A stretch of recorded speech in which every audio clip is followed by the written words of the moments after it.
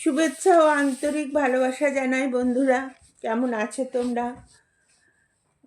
আর যা শীত পড়েছে তাতে মনে হচ্ছে বরফ পড়বে এবার। উফ বাপরে, আমাদের তো বয়স হয়েছে, তার উপর শরীরটাও ভালো না।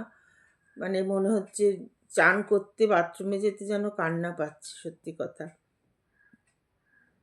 হ্যাঁ, তোমাদের অত হয়তো সবার এত কষ্ট হচ্ছে না, অনেকে ছোট বোন আছো, ভাই বোনরা, কিন্তু আমাদের বয়স হয়েছে, বেশ কষ্ট হচ্ছে। তো যাই হোক, ভালো ভালো এখন পিঠে পুলি বানাবার সময়, কেক, পুডিং এসব বানাবার সময়, কাজে এসব ভালো করে বানিয়ে খাও। আর একটু গল্প শোনো আমার। আর কেমন হচ্ছে একটু কমেন্টস দিয়ে জানিও কেমন, তাহলে আমি সেই মতো লিখব। আজকের গল্পটার নাম হচ্ছে ভীরু প্রেম। চা খেতে খেতে গল্পটা বলছি। সকাল থেকে শুধু চা খেয়েই যাচ্ছি, মানে এত শীত করছে। আজ সকালটা খুব সুন্দর, তা সবে শীতের শুরু, হালকা ঠান্ডা রেশ, আরামদায়ক। অপরূপা রান্নাঘরে সবার ব্রেকফাস্ট বানাতে বানাতে হঠাৎ গুনগুন করে গান গেয়ে উঠল, তার বড় প্রিয় গান, যখন প্রথম ধরেছে কলি আমার মল্লিকা বনে। চমকে পেছনে তাকিয়ে দেখলো নিলয় দাঁড়িয়ে আছে। তাড়াতাড়ি সে গান থামিয়ে হাতের কাজ দ্রুত করে বলল, এই হয়ে গেছে আমার, তুমি বুবাই আর তপাইকে নিয়ে বসো, আমি গরম গরম সার্ভ করে দিচ্ছি। নিলয় সে কথার কোনো উত্তর না দিয়ে বলল, বহুদিন পর তোমার গলার এই গানটা শুনলাম, থামিয়ে দিলে কেন? করো না। ভুল করে গুনগুন করে ফেলেছি গো, তোমরা বসো না, আমি দিচ্ছি এক্ষুনি। নিলয় আবার বলল, জানি আমার ওপর তোমার অনেক অভিমান, তাই গানটা গাইলে না। আমি যে তখন খুব অপারগ ছিলাম অপু, তাই গানটা আমরা তোমার কাছ থেকে ছিনিয়ে নিয়েছিলাম। অথচ সেদিন সেই গানটা শুনেই তোমার প্রেমে পড়েছিলাম, তোমাকে প্রতিশ্রুতিও দিয়েছিলাম, কিন্তু রাখতে পারিনি। যাক, আমি আজ অফিসে যাচ্ছি না, তুমি ওদের দিয়ে দাও, তারপর তুমি আর আমি একসাথে খাবো। তুমি তো কখনো অফিস কামাই করো না, তবে আজ কি হলো? নিলয় মুখ নিচু করে বলল, তুমি ভুলে গেছো অপু, আজ আমাদের বিয়ের তারিখ। ও হ্যাঁ, সত্যিই ভুলে গেছিলাম, কবে বিয়ে হয়েছিল। কোনোদিন তো এই তারিখটা তুমি বাড়িতেই থাকতে না। তোমার মা তোমাকে নিয়ে এই তারিখেই কোনো না কোনো ভাই বোনদের বাড়িতে নেমন্তন্নে যেতেন, আর আমি একাই কাটাতাম। আজ আবার এতদিন পর এই দিনটার কথা উঠছে কেন? যাক, সরো, এখন আমার দেরি হয়ে যাচ্ছে, ছেলে মেয়েগুলোকে খাইয়ে রেডি করে দিই। আজ 2 মাস হলো নিলয়ের মা মারা গেছেন। তারপর থেকে নিলয় যেন সে আগের মতো প্রেমিক হয়ে উঠেছে। হাত ধরে টেনে কাছে বসাতে চায়, ওর জন্য এটা ওটা নিয়ে আসে, জন্মদিনে অনেক কেক, ফুল নিয়ে এসে ছেলে মেয়েদের বলল, আজ তোমাদের মায়ের জন্মদিন।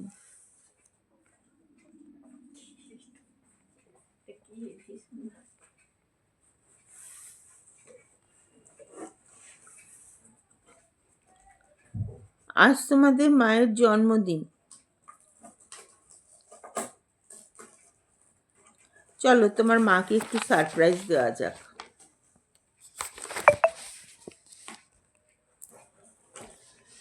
ছেলেমেয়েরা যখন ছোট ছিল তখন অপরূপাকে একবার জিজ্ঞেস করেছিল, সবার এত ঘটা করে জন্মদিন হয়, তোমার কেন হয় না মা? সে হেসে উত্তর দিয়েছিল, আরে আমি কবে জন্মেছিলাম সেই তারিখটাই তো আমার মনে নেই। তখন দেখেছিল নিলয় খুব করুণ চোখে ওর দিকে তাকিয়ে আছে। শ্বশুর মারা যাওয়ার পর থেকে নিলয়কে ওর মার সাথে শুতে হতো। এতে নিলয় যে খুব খুশি ছিল তা নয়, ওর মুখ দেখেই বোঝা গিয়েছিল। সে একদিন একটু মৃদু প্রতিবাদ এসেছিল নিলয়ের গলা থেকে। কেন মা? আমি কেন? তোমার নাতি নাতনিরাই তো শুতে পারে তোমার সাথে। মা উত্তর দিয়েছিলেন, ছেলে যেভাবে মাকে আগলে রাখতে পারে ওরা কি তা পারে? গত বছর এই বিবাহ বার্ষিকীর দিন নিলয় বলেছিল ওর মাকে, আজ তোমার কাছে বুবাই তপাই শোবে, আমি ও ঘরে শোবো। মা বলেছিলেন, তুই যে এতটা নির্লজ্জ হয়ে গিয়েছিস ভাবতেই পারি না। এতে নির্লজ্জের কি হলো? এই বয়সে বইয়ের কাছে না শুলে তোর প্রাণ বেরিয়ে যাচ্ছে? এ কি তোর বইয়ের শিক্ষা? তুই তো এরকম ছিলিস না। মা, আমাকে যা ইচ্ছে হয় বলো, ওকে কিছু বলবে না। ওর ত্যাগ তুমি না জানলেও আর সবাই বোঝে। তারপর দুদিন প্রায় মা না খেয়েছিলেন। তখন অপরূপা বলেছিল, আর কোনোদিন তুমি আমার কাছে শোবার কথা ভেবো না। আমি তো চাইনি। না, তুমি চাওনি, কিন্তু আমার তো কিছু চাওয়া পাওয়া থাকতে পারে। এভাবে আর কতদিন অপু? আমিও তো আর পাচ্ছি না। অপু কোনো জবাব দেয়নি, শুধু বলেছিল, আমি আর তোমার কাছ থেকে চাওয়া পাওয়ার আশা রাখি না। তুমি এখানে শুলে কি না শুলে আমার তাতে কিচ্ছু যায় আসে না। আমার ভেতরের সে আমিটা, যাকে তুমি চিনতে, সে দীর্ঘদিন অবহেলা আর বঞ্চিত থাকতে থাকতে নিজের চাওয়া পাওয়ার হিসেবটা ভুলে গেছে। নিলয় আর কিছু বলেনি, নিঃশব্দে নিজের বালিশটা তুলে নিয়ে চলে গিয়েছিল। আজ থেকে ছেলে মেয়ে স্কুলে চলে যাওয়ার পর নিলয় আবার এলো। অপু, এসো এবার আমরা খাই। হ্যাঁ, তুমি খেয়ে নাও, আমি দিচ্ছি তোমাকে। আমার এখন হবে না, কাজের মাসি আসবে। আমার এখন সব কাজ সারতে হবে। নিলয় জোর করে এগিয়ে এসে ওর হাতটা ধরে বলল, না, আজ তোমাকে আমার সাথে খেতেই হবে। আমি কিচ্ছু শুনবো না। নিলয় নিজে হাতে খাবারের থালা সাজালো দুটো। আজ সকালে বেরিয়ে এসে অপুর প্রিয় চকোলেট পেস্ট্রি নিয়ে এসেছিল এক বাস্ক, এবং তার থেকে বার করে সাজালো প্লেটে। অপু অবাক হয়ে দেখছিল। তা অজান্তেই তার চোখ দুটো জলে ভরে উঠল। মনে পড়ে যাচ্ছে বছর 3 আগে বিয়ের তারিখে নিলয়ের মা অযথা অপুর সাথে বিতর্ক লাগিয়েছিলেন। তিনি এসব দিনগুলোতে ইচ্ছে করেই অশান্তি করতেন, ছেলে বউয়ের মধ্যে বিবাদ বাঁধানোর জন্য। অপুও তো মানুষ, কত আর সহ্য করবে। সেদিন সে বলেছিল শাশুড়িকে, আপনি কিরকম মা যে ছেলে বউয়ের সুখ দেখতে পারেন না? নিলয় তখন সবে বাজার থেকে ফিরেছে, আর তিনি কেঁদে কুটে দেয়ালে মাথা কুটে এমন অবস্থা করেছিলেন যে সেদিন সজোরে অপুর গালে একটা চড় মেরেছিল নিলয়। তারপরেই ওর চোখ দিয়ে জল বেরিয়ে এসেছিল। কেঁদে ফেলে মাকে বলেছিল, এবার তুমি খুশি তো মা? আজকের দিনে তোমার বাধ্য ছেলে তোমার কথায় তার বইয়ের গায়ে হাত তুলেছে। কি বলো, চুপ কেন? আর দিয়েছে তো মাতৃভক্তি পরিচয়। তারপর কাঁদতে কাঁদতে অপুকে বলেছিল, আর কত অপমান সহ্য করবে? শুধু বলবো আমার অন্যায়ের শাস্তি ভগবান আমাকে ঠিকই দেবেন। তুমি দিও না, পারলে ক্ষমা করো তোমার এই অপদার্থ স্বামীকে। এই বলে সে বেরিয়ে গেছিল বাড়ি থেকে। সেদিন অপু অভিমান করতে পারেনি। কতটা কষ্ট হয়েছিল নিলয়ের, তা সেদিন সে অনুভব করেছিল। তাই আজ বোধহয় মনের আনন্দে সব পূরণ করতে চাইছিল। মা যে 2 মাস আগে চলে গেছেন তা ওকে দেখে বোঝাই যায় না। শুনতে খারাপ লাগলেও এটাই ঠিক, মা যে কদিন বিছানায় ছিলেন যত্নের ত্রুটি করেননি।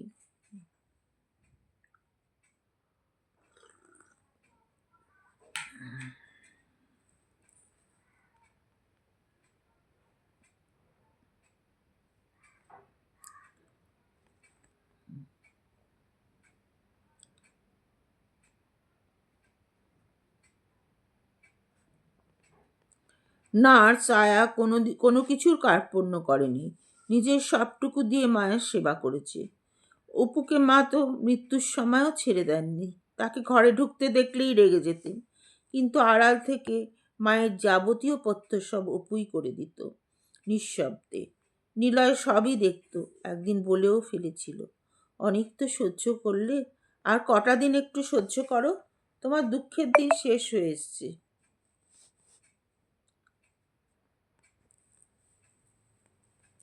তোমার দুঃখের দিন শেষ হয়ে এসছে।